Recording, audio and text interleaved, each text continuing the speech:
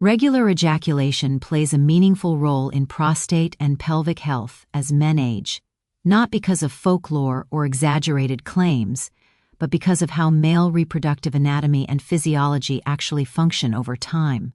The prostate is not a passive organ that only matters when disease appears. It is an active gland that continuously produces fluid as part of semen, regardless of age. Ejaculation is the body's built-in mechanism for emptying and renewing that fluid. When this process occurs regularly, the prostate experiences a natural cycle of production, release, and replenishment that helps maintain internal balance.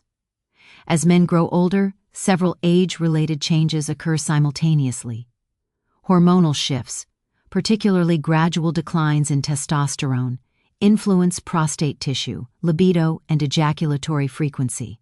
Blood flow to the pelvic region becomes less efficient due to vascular aging, and nerve signaling involved in arousal and emission may slow. These changes often lead to less frequent sexual activity, which in turn reduces ejaculation.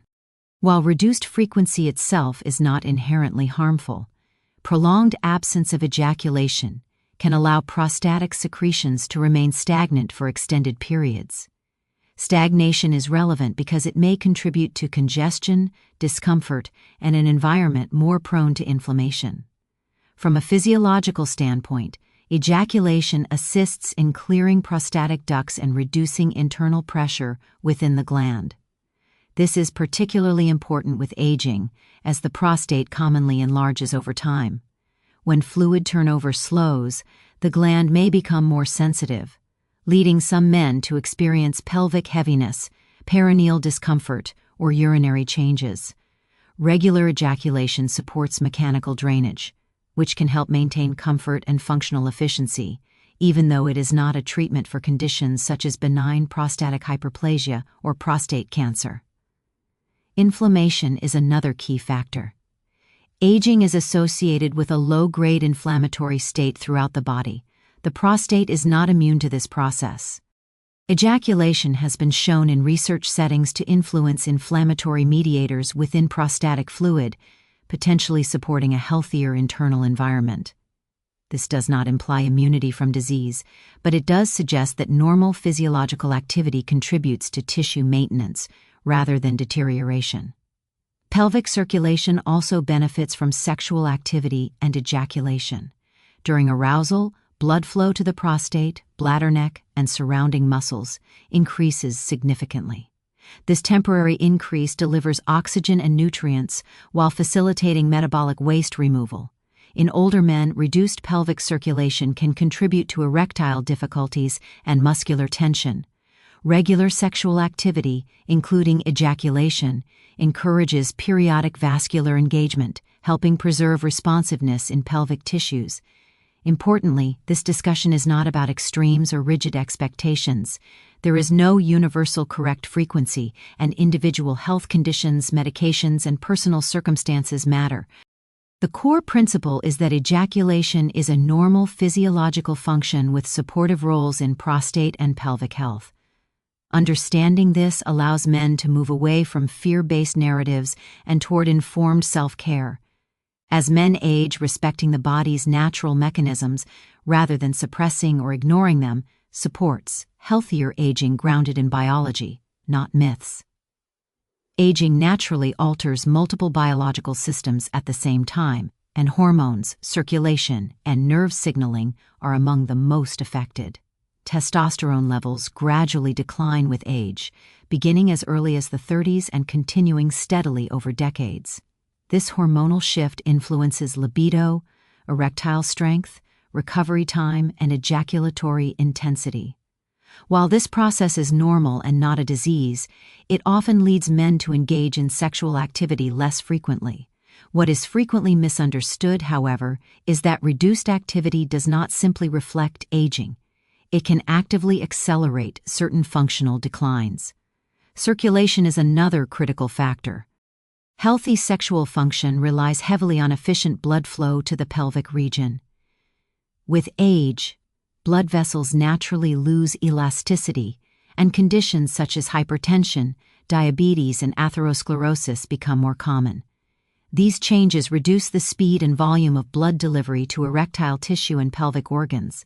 When sexual activity decreases, the pelvic vascular system is stimulated less often, leading to further reductions in responsiveness. Over time, this creates a cycle in which diminished circulation leads to less activity, and less activity leads to further vascular decline. Nerve signaling also changes with age. The autonomic and peripheral nerves responsible for arousal, erection, and ejaculation may transmit signals more slowly or less reliably. This can result in delayed response, reduced sensitivity, or difficulty maintaining erections. When sexual activity stops altogether, neural pathways involved in sexual response receive less stimulation. Like other neural circuits in the body, these pathways function best when regularly engaged. Inactivity can weaken signal efficiency, making it more difficult to resume normal function later. The compounding effect of inactivity is especially important to understand. When sexual activity decreases due to aging-related changes, the body adapts by further down-regulating systems it perceives as underused. Pelvic floor muscles may lose tone, contributing to weaker ejaculation and urinary symptoms. Prostatic fluid turnover slows, potentially increasing congestion and discomfort. Hormonal feedback loops may shift further toward suppression, reinforcing low libido and energy levels. This does not mean that aging men should force performance or meet unrealistic standards. Instead, it highlights that complete disengagement can carry its own risks. Sexual inactivity is associated with higher stress levels, poorer sleep quality, and reduced emotional well-being. Neurochemical release associated with arousal and ejaculation supports relaxation and mood regulation, which become increasingly important with age. When these processes disappear entirely, men may experience subtle but meaningful declines in overall quality of life. Medical conditions and medications can also contribute to reduced sexual activity, and these factors must be considered individually. In such cases, inactivity is not a choice but a consequence, and professional evaluation is appropriate. However, when inactivity is driven primarily by resignation or misunderstanding, it can unintentionally worsen the very changes men are trying to accept. Healthy aging is not about resisting biological change, but about preventing unnecessary acceleration of decline. Understanding how hormones, circulation, and nerve signaling interact allows men to make informed decisions that support function rather than surrender it. Maintaining some level of sexual engagement, appropriate to one's health and circumstances, helps preserve physiological systems that naturally weaken with disuse. Ejaculation is often discussed only in terms of pleasure or reproduction, but from a medical perspective it serves several important physiological functions that extend well beyond sensation. The male reproductive system is designed around continuous production and regulated release, particularly within the prostate and seminal vesicles. These glands produce fluid on an ongoing basis, and ejaculation is the primary mechanism by which that fluid is expelled and renewed. When ejaculation occurs regularly, prostate fluid turnover remains active, helping prevent stagnation and supporting normal glandular function. As men age, fluid turnover naturally slows due to hormonal changes and reduced sexual activity. When ejaculation becomes infrequent or stops altogether, prostatic secretions may remain within the gland for prolonged periods. This can increase internal pressure and contribute to congestion. Some men experience this as pelvic heaviness, perineal discomfort, or subtle urinary symptoms. While ejaculation is not a treatment for prostate disease, regular clearance of prostatic fluid supports mechanical balance within the gland and may reduce functional strain. Inflammation balance is another critical aspect. Aging bodies tend to operate in a state of low-grade chronic inflammation, which affects many organs, including the prostate. Ejaculation has been shown to influence the biochemical environment of prostatic fluid, including inflammatory mediators.